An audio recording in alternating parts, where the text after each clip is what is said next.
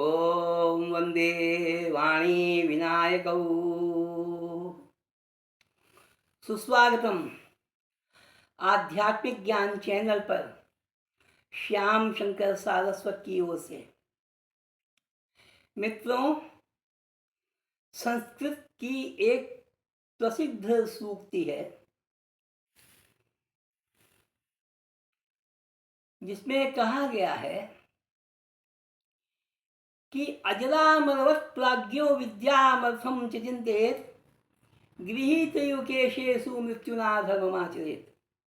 अर्थात हम अजर और अमर हैं ये समझकर निरंतर विद्या और अर्थ का संचय करते रहना चाहिए और गृहीत युकेशेषु मृत्युना धर्ममाचरेत, और मृत्यु हमारा बाल पकड़ के खड़ी हुई है यह सोचकर हर पल हर क्षण धर्म का पालन करना चाहिए। हमें मालूम नहीं है कि हम कब तक जीवित रहेंगे, इसलिए विद्या और अर्थ का निरंतर संचय करना उचित ही है। और हमें यह भी नहीं मालूम है कि हमारे जीवन पर कब फुल स्टॉप लग जाएगा, कब पूर्ण विश्राम लग जाएगा। इसलिए मृत्यु हमारा बाल पकड़े हुए खड़ी हुई है ये सोच करके हमें हर पल हर क्षण धर्म का पालन भी करना चाहिए। ये दोनों चीजें अपने आप में एक शाश्वत सत्य हैं। हमारे यहाँ काशी में एक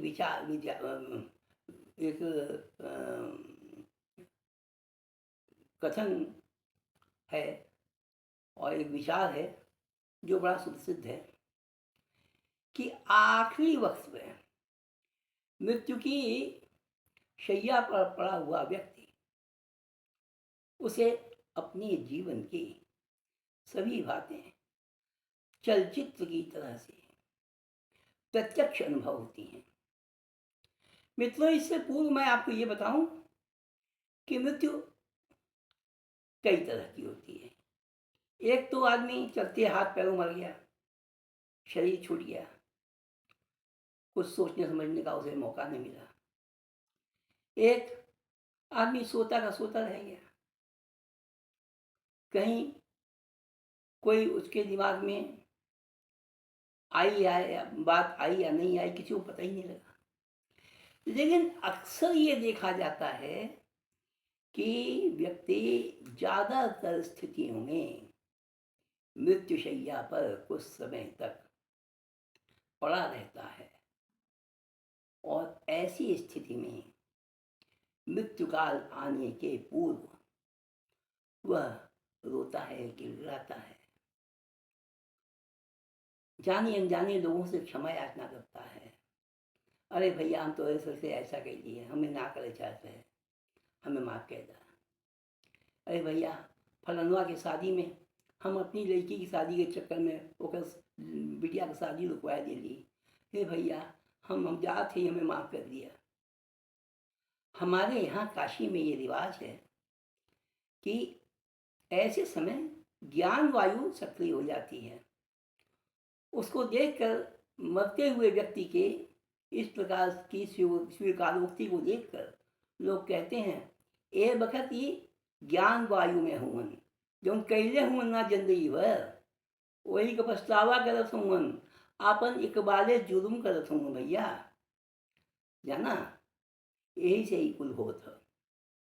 कभी कभी ऐसा होता है कि मनुष्य की वाणी ही प्रकृति छीन लेती है, वो कुछ बोल ही नहीं पाता। ऐसे समय रोता गिड़गिड़ाता हाथ जोड़ता हुआ ऐसा लगता है गोया कोई सामने खड़ा हो और उससे अपने कृत्य की क्षमा याचना कर रहा हो, उससे उसके सामने पछतावा कर रहा हो, उससे गिड़गिड़ा रहा हो। ये स्थिति आती है मृत्यु के इस काल में। इसलिए एक निवेदन है आप लोगों से, मैं ज्यादा नहीं बोलूंगा, सीधी सादी बात है, एक सीधी सी। भगवान के लिए भगवान से मत डरिए। भगवान ईश्वर के पास दोनों ही चीज है, वो दंड भी दे सकता है और वो क्षमा भी कर सकता है। अक्षमा करता भी है, लेकिन एक्सेप्शनल केस में ऐसा होता है। डरना है तो यमराज से डरिए, क्योंकि यमराज के बाद क्षमा नाम भी कोई चीज नहीं है। यमराज एक शाश्वत व्यवस्था है और ईश्वर उस शाश्वत व्यवस्था में जल्दी हस्तक्षेप नहीं करता। बड़े एक्सेप्शनल केस में, बड़ी अपरिहार्य स्थिति में ही वह ईश्वर कभी न कभी कभी उस पर हस्तक्षेप करता है। अन्यथा व्यक्ति को सबसे पहले मृत्यु के पूर्व उसने जीवन में जो कुछ भी किया है ज्ञान वायु के संचार द्वारा, उससे उसी के मुंह से उसकी स्वीकारोक्ति की जाती है, कराई जाती है। भाई साहब, उस दिन को लिए डरिए, उस दिन से डरिए। आप ईश्वर के इतने श्री विग्रह हैं, आपको ईश्वर के जिस श्री विग्रह में आस्था हो, निरंतर उसका जप करिए, मनन करिए, ध्यान करिए, पूजन करिए, यथासंभव उससे जुड़े रहिए और हर पल हर क्षण पाप से बचिए, पाप से बचिए, पाप से बचिए। नहीं तो क्या स्थिति बनेगी, ये आप को मैं बार बार कहना उचित नहीं समझता। इतना है, हमारे शास्त्रों में भी कहा गया, अवश्य में भोक्तव्यम कृतम कर्म शुभाशुभम।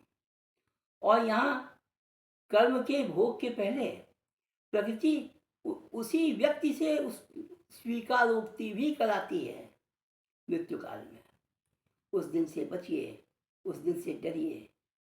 बस मैं अपनी बात को यहीं समाप्त करते हुए आपसे विदा चाहता हूँ। ओम तत्सत। जय सनातन धर्म।